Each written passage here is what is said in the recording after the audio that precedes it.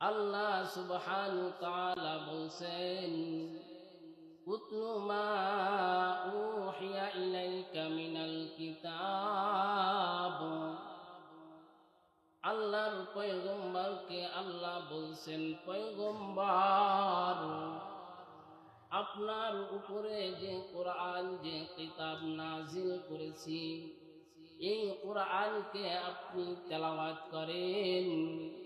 এই কোরআনকে, এই কিতাবকে আপনি তেলাওয়াত করেন। বান্দা, তুমি তিনটা কাজ করবা, তিনটা কাজ। এক নম্বরে তেলাওয়াতুল কোরআন, তিলাওয়াতুল কোরআন।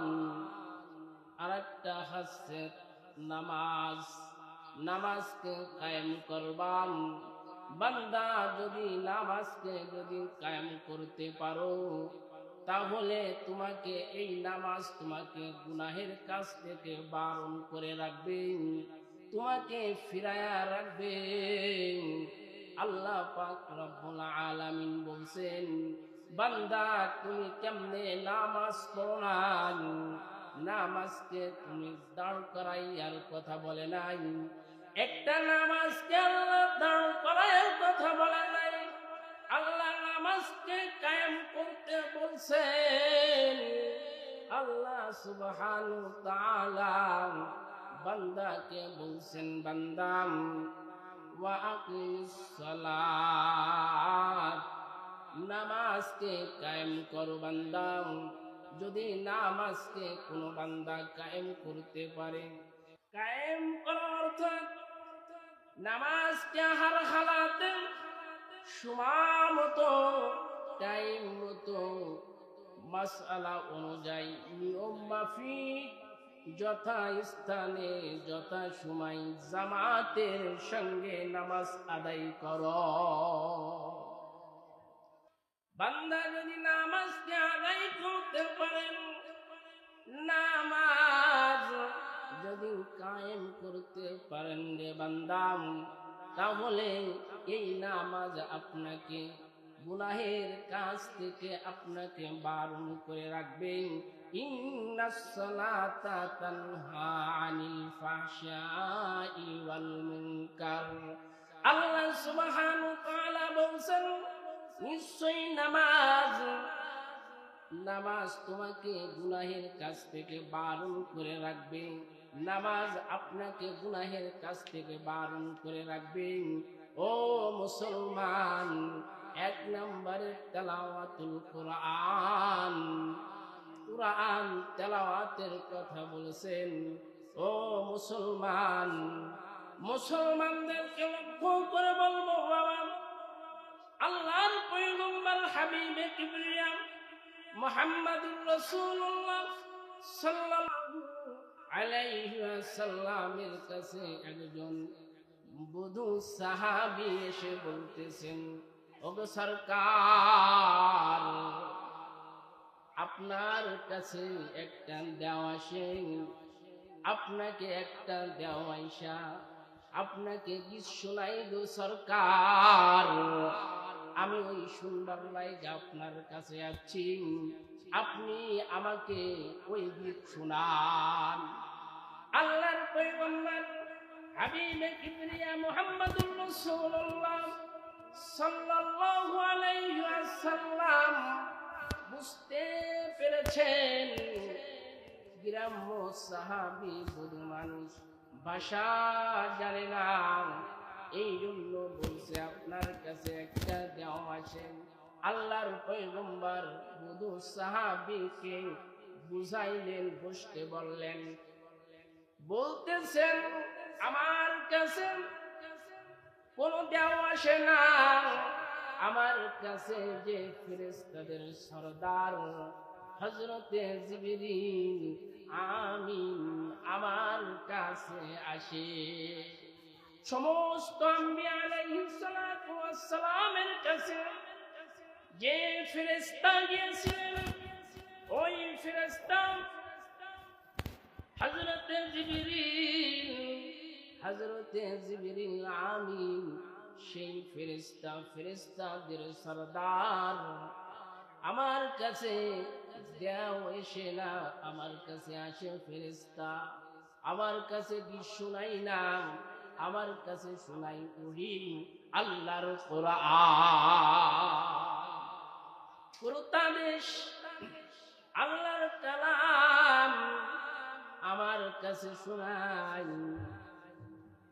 এরপরে বলছেন গ্রাম্য সাহাবী ভাষা বোঝে না, ও মুসলমান, এই সাহাবীকে আল্লাহর পয়গম্বর বললেন আপনাকে শোনাই, একটু আগে আমার কাছে একটা সূরা নাজিল হয়েছে, জিবরিল আমিন আসছিলেন, এসে আমার কাছে একটা সূরা সূরাতুল ইখলাস আমার কাছে শুনিয়ে গিয়েছেন, এর ফাজাইল, এর ফজিলত কত তুমি শোনো। গ্রাম্য সাহাবী বধূ সাহাবীকে শোনাই। বলছেন একবার পড়লেন 10 পারা কোরআন তেলাওয়াত করার সব তারা আমলনামায় দেওয়া হয়। 2 বার পড়লাম 20 পারা কোরআন তেলাওয়াতের সব তারা আমলনামায় দিয়ে দেওয়া হয়। 3 বার পড়লে 1 পারা 1 খতম কোরআন তেলাওয়াতের সব, 6 বার পড়লাম 2 খতম কোরআন তেলাওয়াতের সব তারা আমলনামায় হয়ে যায়। 9 বার পড়লে 3 খতম কোরআন তেলাওয়াতের সব, 10 বার পড়লেন আল্লাহ জান্নাতের মধ্যে তার জন্য একটা বালাখানার ব্যবস্থা করে দেয়। বধূ সাহাবী বলল সরকার এইটাই শোনার জন্য শোনার লাইগা আপনার কাছে আসছি গো পয়গম্বর, আপনি আমাকে শোনান।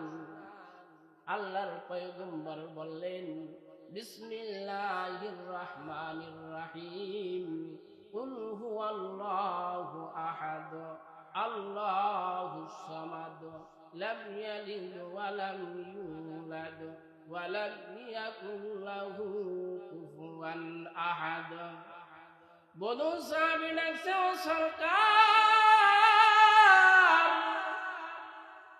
আপনি আবার পড়েন, আমার মুখস্থ হয় নাই। আবার পয়গম্বর আবার পড়লেন। সাহাবী বলেন ওগো সরকার আবার পড়েন, আমার মুখস্থ হয় নাই। বধূ মুখস্থ করে নাই। পয়গম্বরের জবান মিলাইয়া মিলাইয়া বধূ সাহাবী সূরা ইখলাস মুখস্থ করে নাই।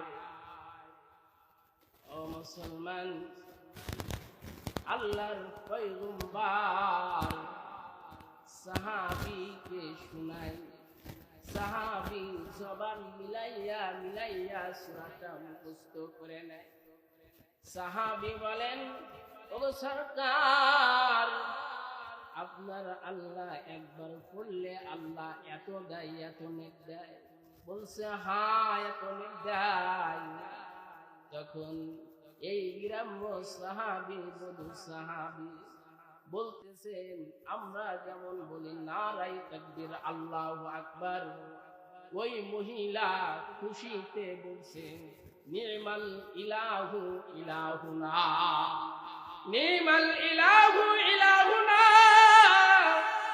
নি'মাল ইলাহু ইলাহুনা। তোমার ওগো সরকার আল্লাহ না কত না ভালো, তোমার আল্লাহ কত না ভালো। একটু পড়লে এত দিয়া দেয়, অল্প পড়লে অনেক দেয়। ছোট একটা সূরা পড়ছি তোমার আল্লাহ এত দিয়া দিয়েছে। সাহাবা আজমাইন এই বধূ সাহাবী এই কোরআন তেলাওয়াত দেইকা, কোরআন তেলাওয়াত শুনা তার ঈমান দেইকা সাহাবা আজমাইন খুশি হয়ে গিয়েছেন। হযরতে আব্দুর রহমান আউফ রাদিয়াল্লাহু তাআলা আনহু বলতেছেন, ওগো পয়গম্বর, আমি এই সাহাবীকে একটা উটনি দিতে চাই। আমার যার কোরআনের মুহাব্বতে কোরআন তেলাওয়াত শুনি না, ইন্নাল মুমিনুনা আল্লাযীনা ইযা যুকিরাল্লাহু ওয়াজিলাত কুলুবুহুম ওয়া ইযা তুলিয়াত আলাইহিম আয়াতুহু। ও মুসলমান, কোরআন তেলাওয়াত শুনলে ঈমান বৃদ্ধি হয়। শরীয়তের কোন আইন যখন কানে পদার্পণ হয় তখন ঈমান বৃদ্ধি হয়ে যায়। মুসলমান আব্দুর রহমান বিন আউফ রাদিয়াল্লাহু তাআলা আনহু বাড়ি দৌড় দিয়েছেন, স্ত্রীকে যা বলতেছেন, ওগো স্ত্রী, আল্লাহর পয়গম্বরের কাছে একজন সাহাবী আছেন, কোরআনের তেলাওয়াত শুনা, কোরআন শুনা তার ঈমান বাইরা গিয়েছে। এই জন্য আমার এই গাভীর উটটি আমি তাকে হাদিয়া দিয়ে দিব। আপনার কাছে, তোমার কাছে আমি সোনার লাইগা আছি, তুমি অনুমতি দিলা, তাহলে এই উটটা আমি তাকে দিয়া দিব। স্ত্রী ওরকম বলছে, যান উটনি লয়া যান, আল্লাহর পয়গম্বরের কাছে দিয়া, হাতে দিয়া সাহাবীকে আপনি হাদিয়া দিয়া দেন। উটনিটা এনে পয়গম্বরের হাতে দিয়া দিলেন। পয়গম্বর ওই বধূ সাহাবীর হাতে দিয়া দিলেন। দিয়া যখন আব্দুর রহমান বিন আউফ রাদিয়াল্লাহু তাআলা আনহু যখন বাড়ির উদ্দেশ্যে যখন রওনা হবে, জিবরিল আমিন আয়েশা বলতেছেন, ওগো পয়গম্বর, আপনি আব্দুর রহমান বিন আউফকে সুসংবাদ শোনায়া দেন। কি সুসংবাদ?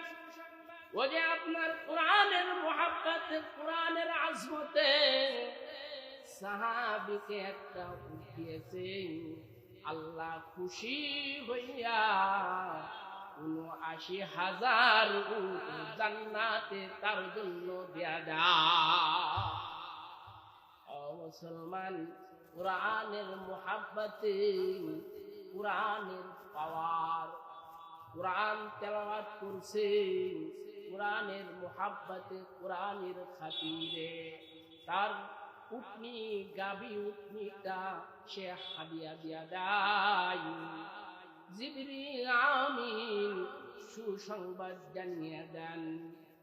আব্দুর রহমান বিন আউফকে পয়গম্বর জানান, তুমি একটা উট দিয়েছো, জান্নাতে তোমার জন্য ৭৯,০০০ উট বাজেট রয়েছে।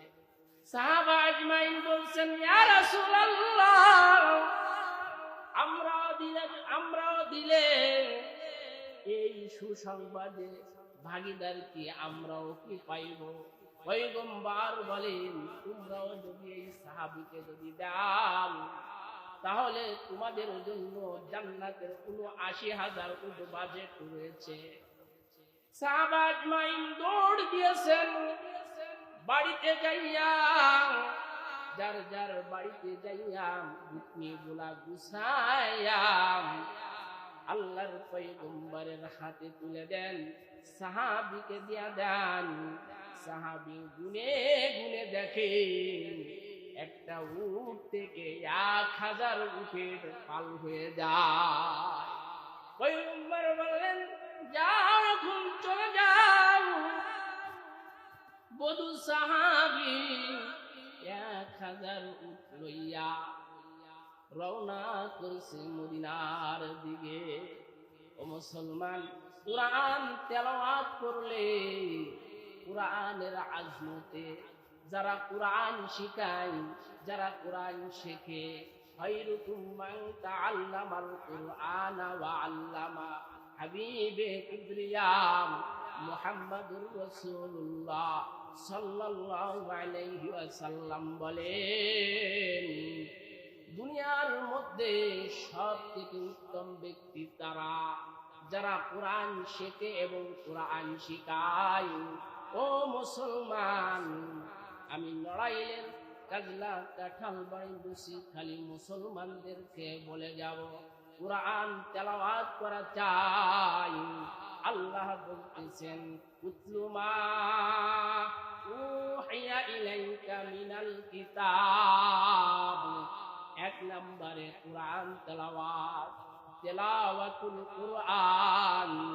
দুই নম্বরে নামাজ, ওয়া আকিমুস সালাত, নামাজকে কায়েম করো, জামাতের সঙ্গে নামাজ আদায় করো।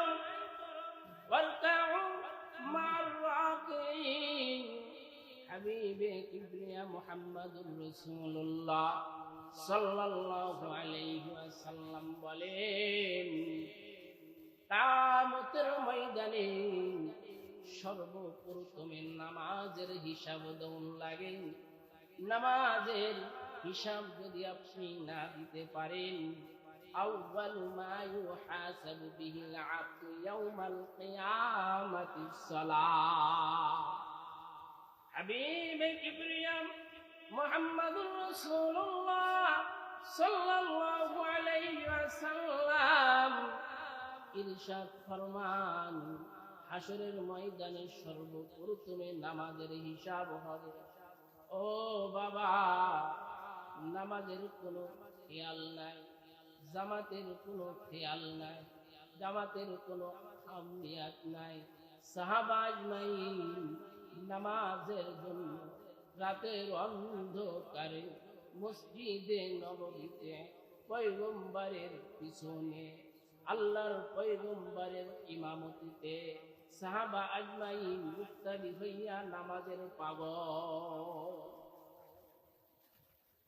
একজন সাহাবী আল্লাহর পয়গম্বরকে এসে বলছে, পয়গম্বর, আমি জামাতে নামাজ আদায় করতে আসতে পারি নাই, আমি অসুস্থ, বিমার।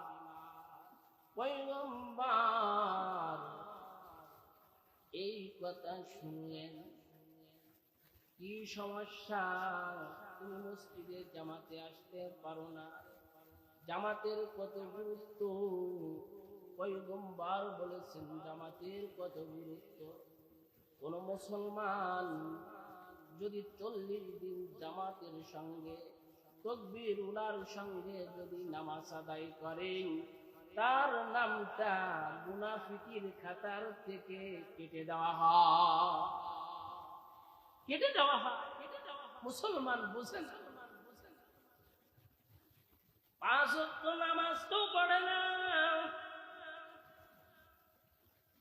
আবার ভয়ে ভয়ে মানুষের চাপে মানুষের দিকে লক্ষ্য করে জুমার নামাজটা পড়তে আসে।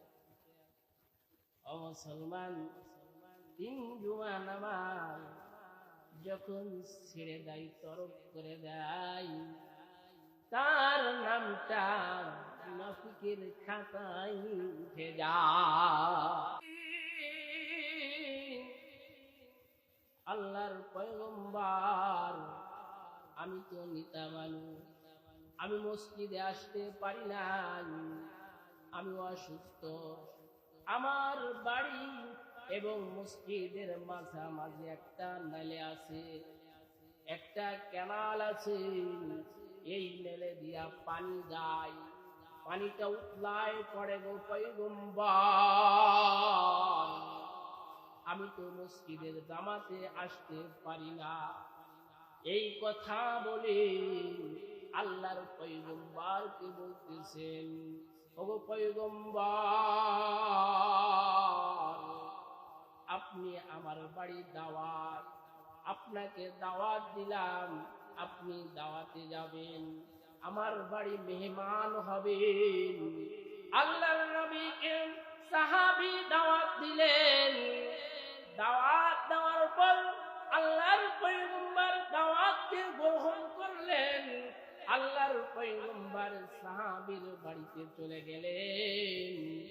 আল্লাহর পয়গম্বর যে সেখানে মেহমান হলেন, সাহাবী যখন পয়গম্বর বিদায় নিবেন, আল্লাহর পয়গম্বরকে সাহাবী ডেকে বলতেছেন, ওগো নবী, আপনি আমার ঘরের ভিতরে একটু নামাজ আদায় করেন। নামাজ আদায় কইরাম আপনি এই ঘরটাকে একটু অনুমতি দিয়া দেন, একটু মুসাল্লা বানাইয়া দেন, একটু বরকত দিয়া দেন। আল্লাহর পয়গম্বর নামাজ আদায় করলেন। নামাজ আদায় কইরাম হাত উঁচু করা দোয়া করলেন, সাহাবী অসুস্থ, আমাকে দাওয়াত করছে, তার বাড়িতে আছি। বাড়িতে এসে সে নামাজ পড়ে আমাকে নামাজ পড়তে বলেছেন। নামাজটা পড়লাম, দোয়া করলাম। আল্লাহ, সাহাবী যখন মসজিদে যেতে পারবে না, এই জায়গায় সাহাবী বলতেছেন, আল্লাহর নবী, ওগো নবী, আপনি যেখানে দাঁড়িয়ে নামাজ আদায় করছেন, আমি সেখানে দাঁড়িয়ে দাঁড়িয়ে নামাজ আদায় করব। আপনি যেখানে সিজদা দিয়েছেন, আমি সেখানে সিজদা দিব। আপনি যেখানে তাশাহুদের সূরাতে বসছেন, আমি সেখানে তাশাহুদের সূরাতে বসব। আপনি এই আজমতটা আমি ভুলিলাম, আমি যখন মসজিদ যেতে পারবো না, আমি এখানে নামাজ আদায় কইরা আমি আল্লাহর কাছে দোয়া করব। আল্লাহর পয়গম্বর সাহাবীদের কি মুহাব্বত, জামাতের কি মুহাব্বত। আল মারউ মা মান আহাব্বা, যরকান সুবহানাল্লাহ। সাহাবা আজমাইনের কি আজমত, কি মুহাব্বত, দেখেন কিভাবে প্রকাশ করেছে। পয়গম্বরকে দাওয়াত দিয়া বাড়িতে নিয়া নামাজ পড়ায়াছেন, দোয়া করায়াছেন। পয়গম্বর সাহাবী মসজিদে নামাজ পড়তে আসতে পারে নাই। এজন্য ও মুসলমান, আপনাদের